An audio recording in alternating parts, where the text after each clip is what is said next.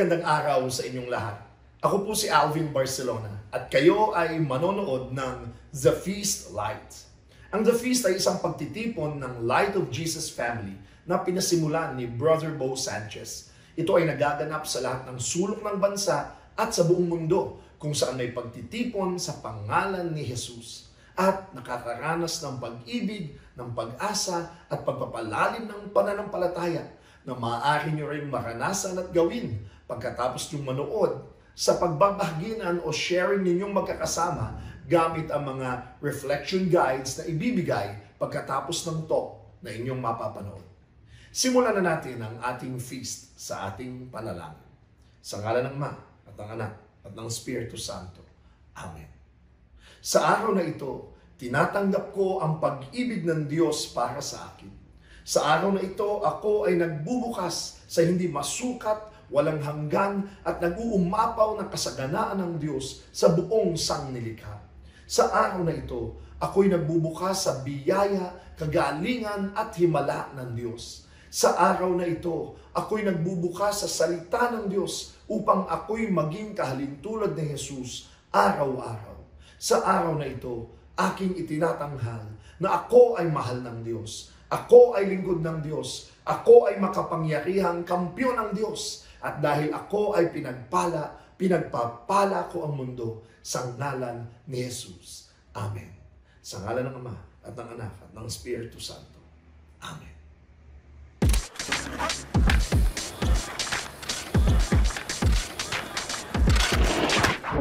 Paul, what did you write? The sins, the chains, the sorrow, the tragedy, and the story.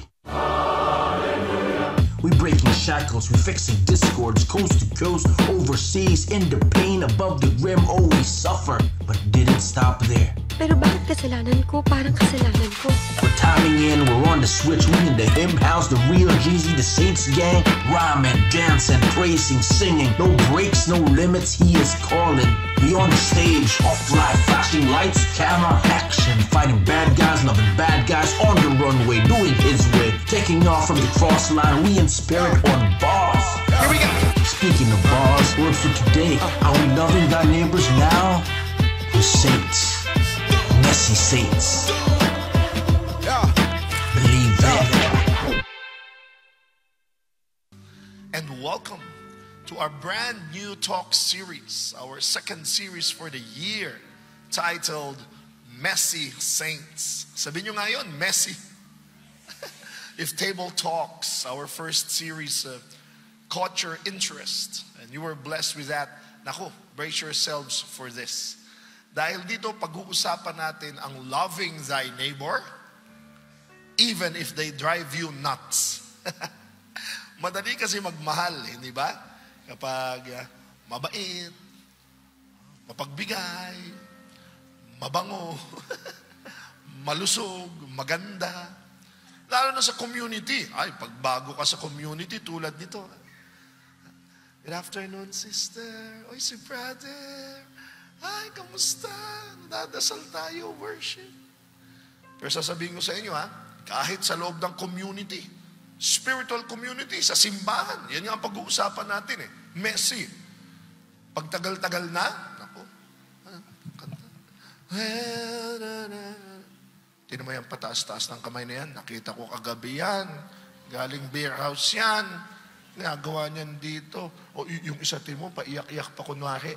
Kaopisina ng kapatid ko yan. Ang dami utang yan. Hindi nagbabayad. Anong ginagawa niyan dito?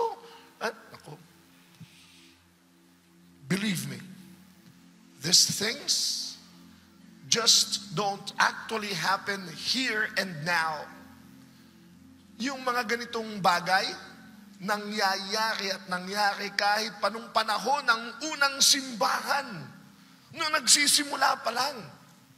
Yan ang pag-uusapan natin That's why itong Messy Saints, itong series na ito, is all about 1 Corinthians. Letter ni Saint Paul. Nako, I'm just so excited. Malalim siya pero practical. Juicy pa nga Kasi parang pang mga marites. Pero bago natin patuloy pag-usapan, ang ating talk 1 ay pinamagatang Confused Army. Very interesting. very exciting.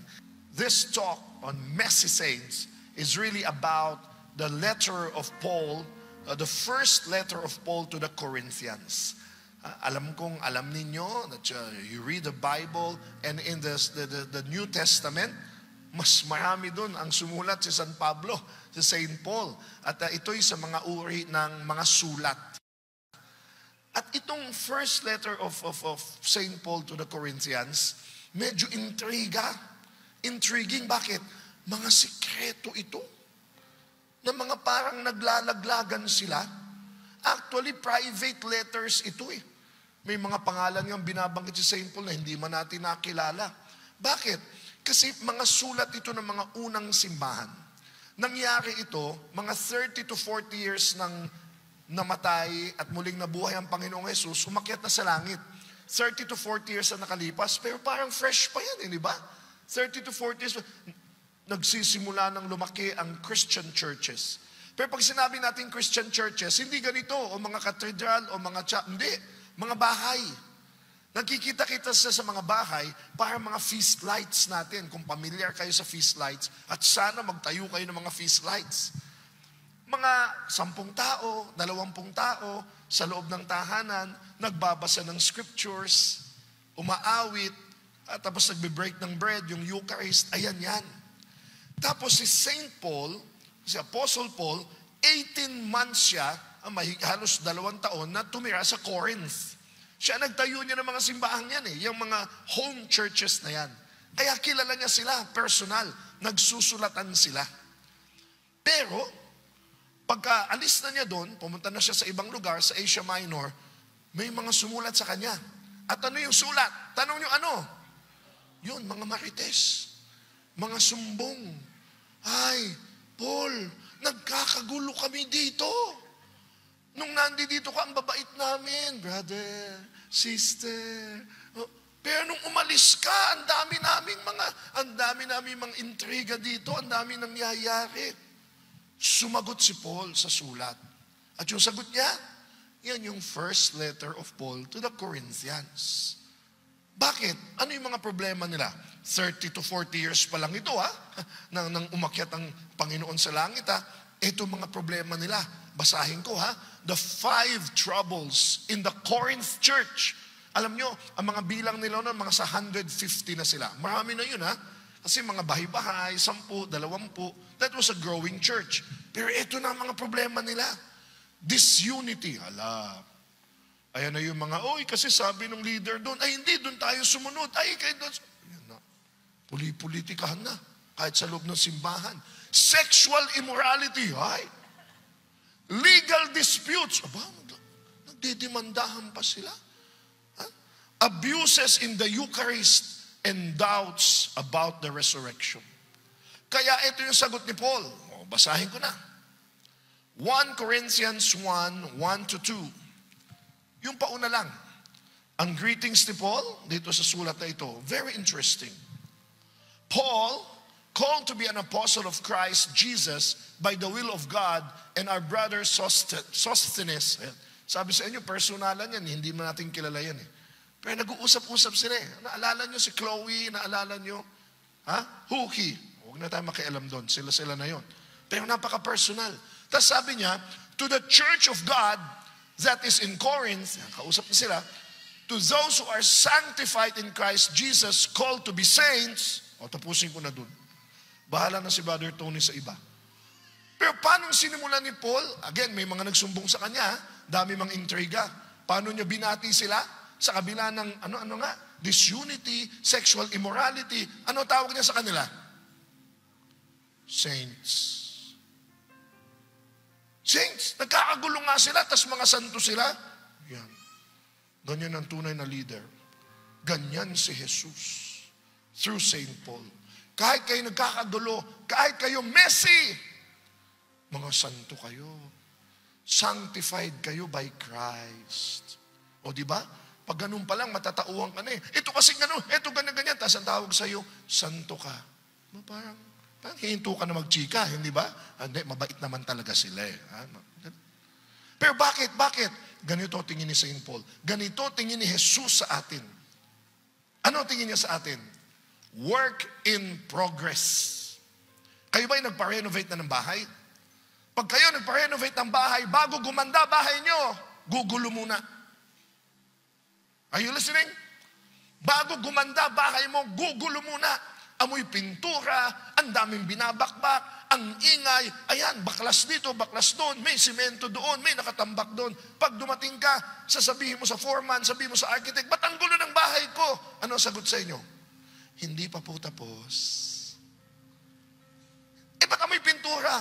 Hindi pa po tapos. Ba't nakakanot yung mga semento? Hindi pa po tapos. Alam niyo, ang Diyos ganyan sa atin. Si St. Paul ganyan sa Corinth. Ba't kami nagkakagulo, Paul? Ano sagot ni Paul? Hindi pa kayo tapos. Inaayos pa. Pero nakita na namin ang bahay niyo. Meron tayong master plan eh. Ang ganda. Antayin lang natin matapos. God is our builder.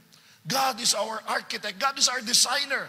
He's designing us. He's designing the church. And we are under construction.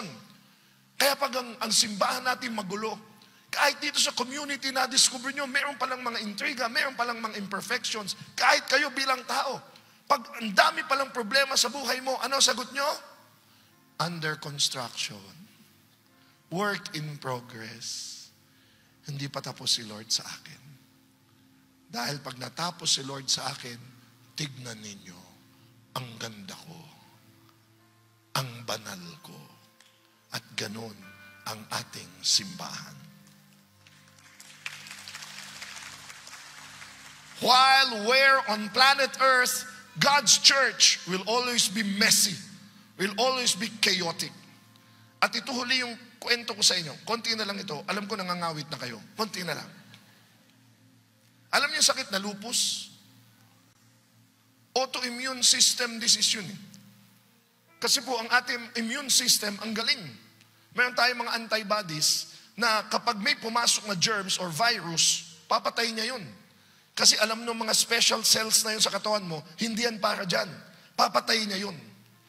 Pero pag may immune system deficiency ka, tulad ng lupus, ang papatayin ng special cells na yun ay yung healthy cells. Na-confuse siya eh. Akala niya kalaban. Mabuting cell pala yun. Kaya kinakain niya yung sarili mong sistema. Baka ganyan tayo sa pamilya. Inaaway natin at kinakain natin ng mga kakampi naman. Baka ganyan tayo sa ating organisasyon o kahit sa simbahan. Kaya kapag sa loob ng simbahan, tayo nagtitirahan, tayo nagsisiraan, may disunity o para tayong lupus. Inaatake natin yung kakampi. Ano ang sagot ni St. Paul dyan? Ano ang solusyon dyan? Ito, malaking solusyon niya. Go back to the cross of Jesus. At ano ibig sabihin nito? Yan po ang ating talk na ibibigay ni Brother Tony. Messy saints. Pakiulit. Messy saints. We're saints in the making. And napakasimple ang ating big message natin for today, but it's easier said than done. Go back to the cross. Go back to the cross. Ang hirap gawin, no? Sa totoo lang. Mas lalo pag may pinagdadaanan. Mas lalo pag may problema. Mas lalo pag may challenges. Whether in family, relationships, love life, finances. Parang go back to the cross. But this is what St. Paul, si San Pablo, ito ang sinasabi niya sa mga Kristiyano taga Corinth. And konting background lang kasi nung tinayo ni San Pablo yung simbahan sa Corinth, nakita niya kagad may mga problems, may mga challenges. Parang nagkakaroon ng division ang mga Kristiyano doon. Actually, hanggang ngayon, nangyayari din yan sa simbahan, di po ba? Dito ako, kay ganito, dito ako sa ganito, dito ako sa preacher ng ganito, mas magaling dito, or dito ako sa simbahan na ito kasi mas magaling sila mag-welcome, di po ba? Nagkakaroon ng comparison. And nagsulat nga si San Pablo ng liham niya para sa mga taga-Korintyo at ito ang sinabi niya.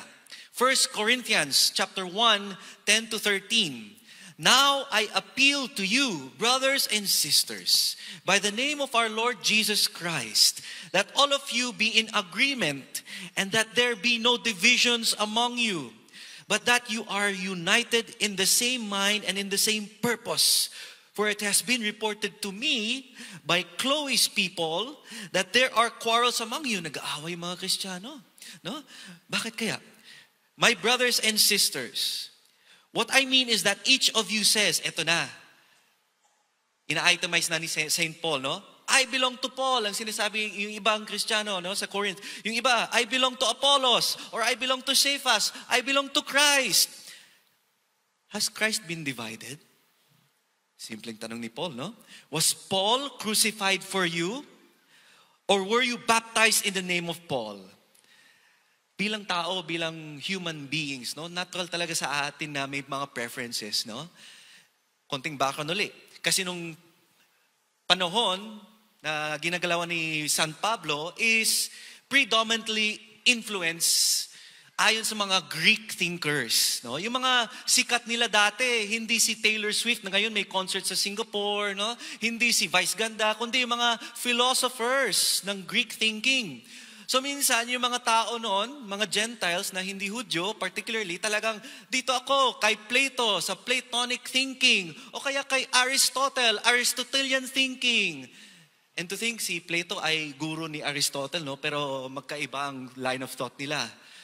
Huwag tayo lumayo. Baka relate kayo dito sa ating showbiz. Minsan, naalala nyo, nag-aaway yung mga Vilma fans, di ba? Mga Vilmanians. Meron ba dito mga Vilmanians? Ilan lang, wala na. O kaya, Nora Honor. Nabuti nyo po ba yun? O, di ba? Mga Noranians, no? Minsan, parang dito ako kay Tita V, dito ako kay Nora. O, di ba? Pagdating sa mga showbiz, mga celebrities, huwag tayo lumayo. Pagdating sa mga love teams naman, Kathniel. Ay, wala na sila. Okay. Paano naman? Pagdating sa politika, dito tayo kay Lenny. Woo! Dito tayo kay BBM. Woo! Oy, sensitive po ba? Sensitive po ba? Masyado? Oh, huwag tayo lumayo. Ha? Huwag tayo lumayo. Sa ating Catholic community pa lang dito sa Pilipinas. Kasi I used to be part of my former community, no? Sa Youth for Christ, sa Singles for Christ. Pumutok po ito sa balita, no? Na nagkaroon ng division ang Couples for Christ. Yung iba, dito tayo sa CFC Global dahil si Tito Tony Meloto ay talagang nagbo-boom ang Gawad Kalinga movement. Pero si Tito Frank Padilla nagsasabi, dapat balik tayo sa focus pag families, no? Kasi Couples for Christ nga, yung tuloy naghiwalay, no? Talagang lumaki ang issue. Isang community na yan, no? Talagang may dito kami, kayo kami. Dito sa ating feast, aminin natin, sometimes, ay gusto natin kay Brother Bo Sanchez, English speaking, no? Best-selling author, di ba? Kasi purong English no? Yung iba gustong pure English, yung iba, ay nosebleed ako dyan. Dito ako sa hapon, sa Taglish, no? Kasi pag sa hapon, nako, parang may concert palagi, may gimmick, nandyan si Brother Alvin, no? May concert song palagi. O kaya yung iba, gusto nila sa morning, tapos sasabihin nila, ay, kasi yung preacher sa hapon, mukhang addict. Ayoko. Doon ako sa umaga. No? English spokening kasi. No? Pero there's always a preference na gusto natin. There's always a tendency to compare. Pero San Pablo, St. Paul tells us, don't choose favorites. No? Because there's no problem with choosing favorites, ha? Kung talagang you want to, mas incline ka sa ganitong preacher, sa ganitong leader, okay lang. We're not forcing you, no? But the problem is, when we become more loyal to our cliques, no? Than our community. Nagiging fans club na tayo sa isa, that we tend to separate ourselves from the whole community na. No? Sa totoo lang yan ang naging problema ng simbahan dati pa. Dati pa, no? And sad to say, hanggang ngayon, yan ang human tendency natin. And because if it's a human tendency, sa totoo lang, ang Christianity, tingnan natin, look at the world today. There are 45,000 denominations and non-denominational churches, no? Ayon sa Center of Study of Global Christianity. So many churches. You could be in this church, that church, but you're here today. Amen? Palakpakan natin ng Diyos. God has a purpose why you're here. And konting background lang, kasi ang Corinth dati ay parang Manila. Commercial hub siya, trade hub siya, cultural hub siya. So hindi lang mga Hudyo ang nandun sa Corinth. No? Maraming mga Gentiles, Greeks, Jews, halo-halo. So ang tendency, okay, dito ako, nahati ang mga simbahan dati. But this is what Paul's advice is to the conflicts of Corinth. Are you ready? Say, I'm ready. Ito ang sagot ni St. Paul. 1 Corinthians 17 to 18. For Christ did not send me to baptize, but to proclaim the gospel, and not with eloquent wisdom, so that the cross of Christ may not be emptied of its power. For the message about the cross is foolishness to those who are perishing, but to us who are being saved, it is the power of God. Iba ang sinasabi ni St. Paul. Nakita niyo po ba? Sige, you're listening to our messages, but this is not our message. This is God's message. So ang sinasabi niya, go back to the cross. Pakiulit, go back to the cross. Pakitapiking katabi, go back to the cross. If you're being confused where God is calling you, nag-iisip na kayo, dito ba? PICC, ang hirap bumiyahe minsan, no? Pag Sunday, nako, challenging. O kaya, parang gusto ko online. Mapipili ako, itong simbahan, ganito, gano'n. Go back to the cross. And let the cross be your answer. Amen? Palapan natin ng Diyos. Can we give God a clap offering? Many times we've forgotten the call to die on that cross. Hindi lang si Jesus, tayo din. Tayo din. We're also called to die on the cross. But what I mean, the little crosses that you die to every day. Yung pagiging pasensyoso, pagiging kind, gentle, generous, loving. Di ba? Hindi po ba yun yung purpose ng Lent season? Is to encourage ourselves to be a little bit more better like Jesus every day. No? Grabe si Lord, no? 1 Corinthians chapter 1, 19 to 21. At ito, saktong-sakto sa second reading natin kanina. For it is written, I will destroy the wisdom of the wise, and the discernment of the discerning I will thwart. Where is the one who is wise? Where is the scribe? Where is the debater of this age? Has not God made foolish the wisdom of the world? For since in the wisdom of God, the world did not know God through wisdom. Kahit ganong katalino ka, kapatid, it can never fully allow you to receive God if not for your surrender. Amen? Kailangan i-surrender din natin yan. God decided through the foolishness of our proclamation to save those who believe. At ang proclamation natin ay ang Diyos nasa krus. Konting background ulit. Kasi mga Hudyo, ayon sa Jewish culture, ang hinahanap nila mga signs and wonders. That's why gusto talaga nila, Lord, Teacher, show us a sign. Parang yung ating gospel for today, di ba? Show us a sign and prove to us that you are the Son of God. Yan ang mga Hudyo. Ang mga Griego naman, mga Gentiles, yung mga hindi Hudyo, ang gusto nila makita, sinong pinakamatalino, sinong pinaka-wise sa kanila. And they compare. And when we have lingering divisions in church, usually it's because we believe we're right and the other person is wrong. Hi. Hello? Sounds familiar? When you want to debate, gusto mo magdebate, di ba? Minsan, no? Parang gusto mong i-point out, mali tong tao na to. Kahit nasa loob ng simbahan, di ba? Hindi ba yan ang nangyayari sa mga Christians ngayon? Ito, ayon kay San Pablo. Ito, ganito, ganun. We want to compare and we want to say, ako yung tama. But at the foot of the cross, all arguments and allegiances melt away. Wala kayong mga kamay dyan?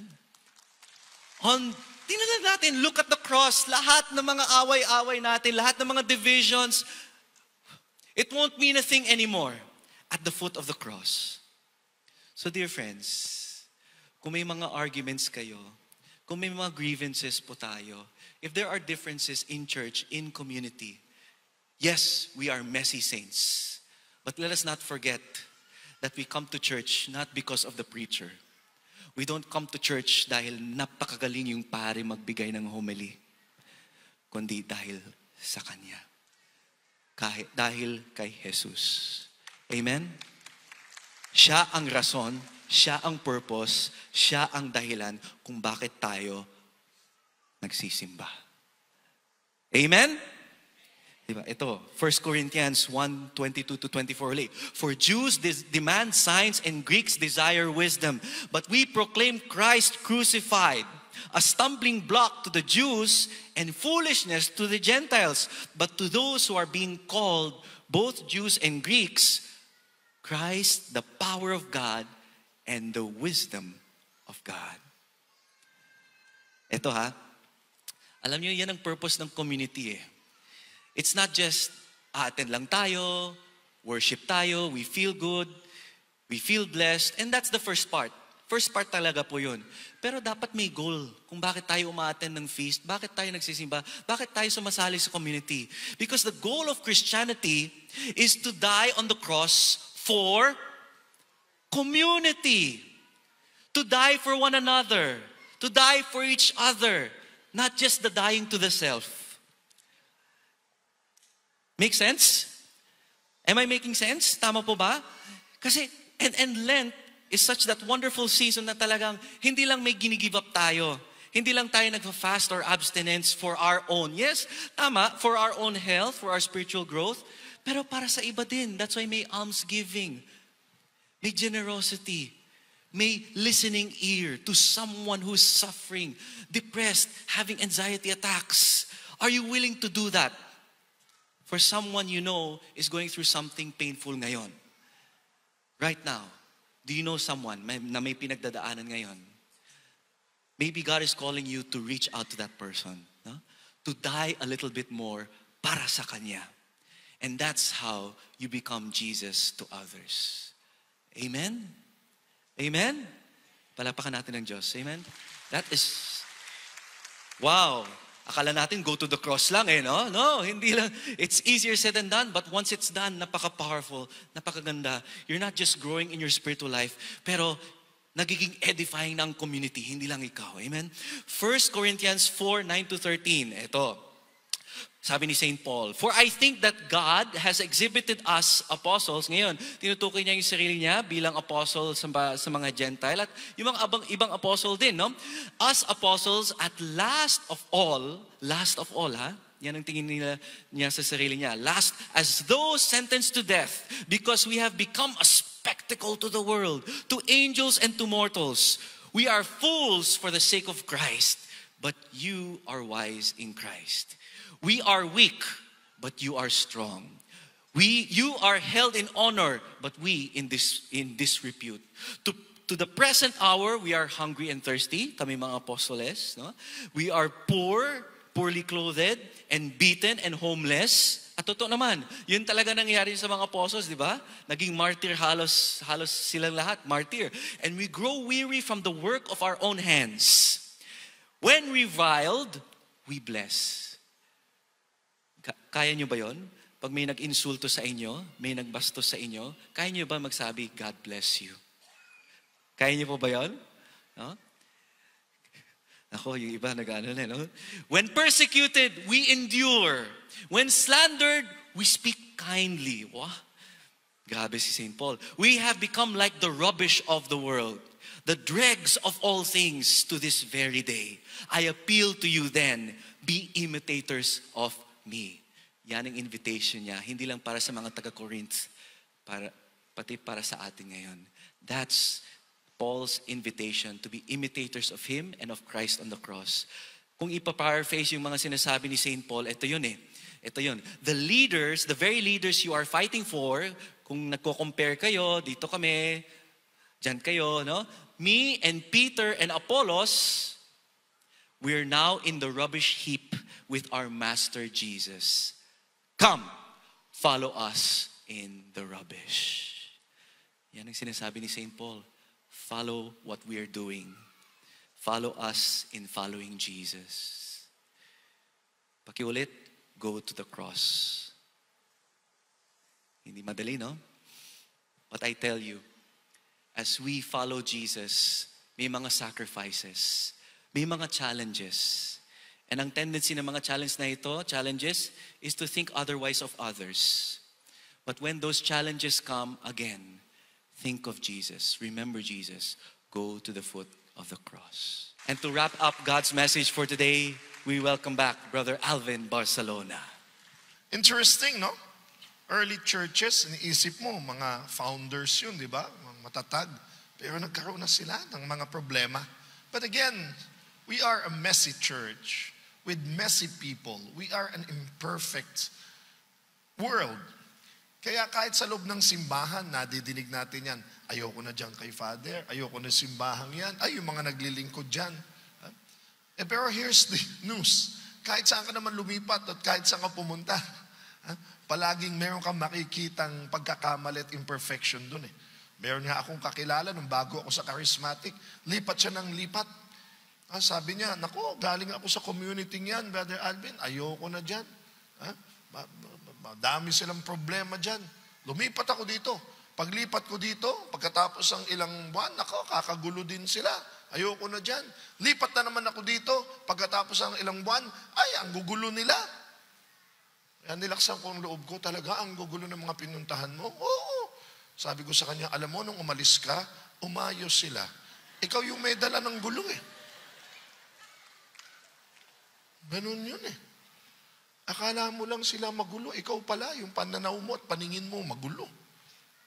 Kasi, whether ito'y old church, or ngayon, o kahit hindi sa simbahan eh, sa pamilya, sa workplace, sa organisasyon, eto po, many of our unresolved conflicts come from pride.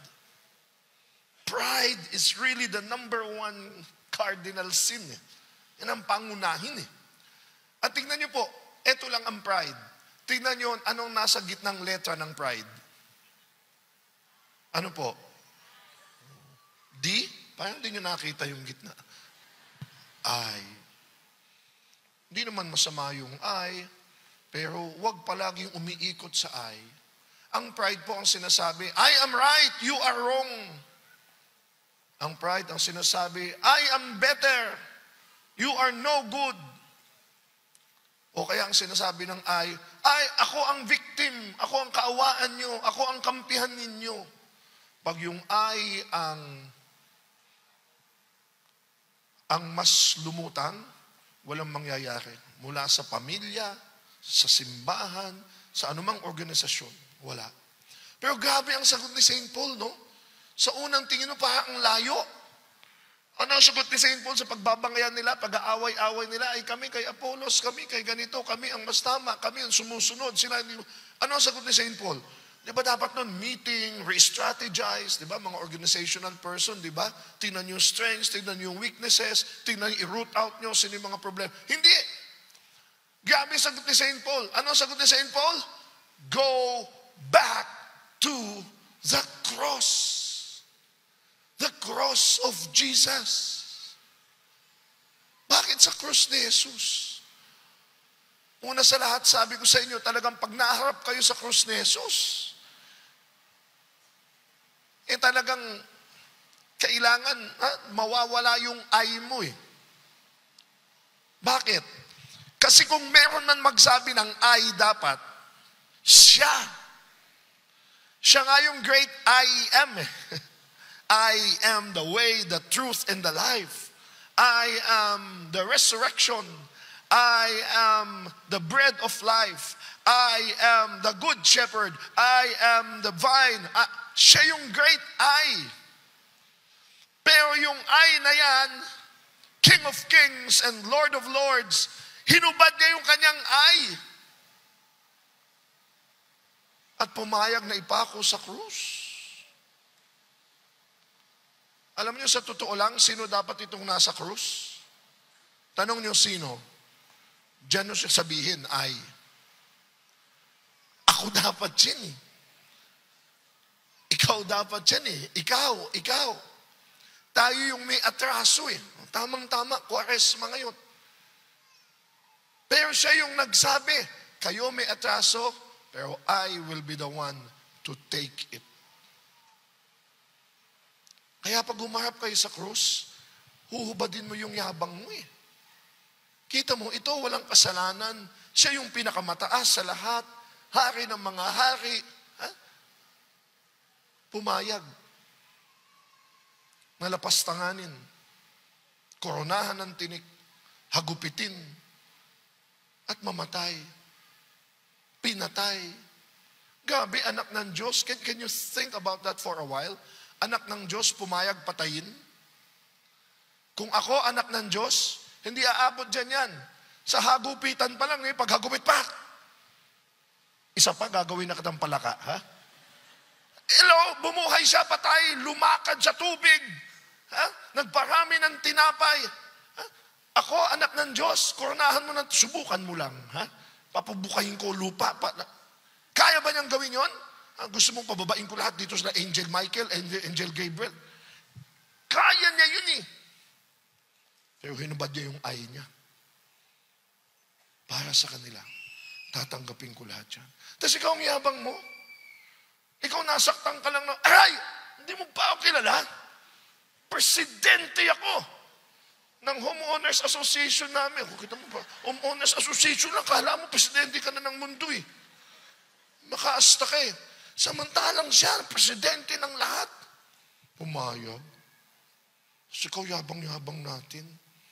Nakanti lang tayo ng konti. Kaya ano ang antidote sa pride? Matthew 23:12. Those who exalt themselves will be humbled, and those who humble themselves will be exalted. Humility po talaga. Humility talaga. Ako po, lagi ko sinasabi, bakit ako nakatayo dito? Hindi po dahil, because my life is smooth, my life has been holy and saint. No. Ako po magsasabi sa inyo, kaya lang ako nakatayo dito sa awa lang ng Diyos. Pero kaya din ako nakatayo dito sa dami kong mga naging problema sa buhay at sablay. Dami po. Pwede nga ako kumanta ng ako ang hari ng sablay. Pero namamangha ako, bakit kahit ang dami kong sablay, patuloy akong tinatawag ng Diyos. Huwag kang magyabang.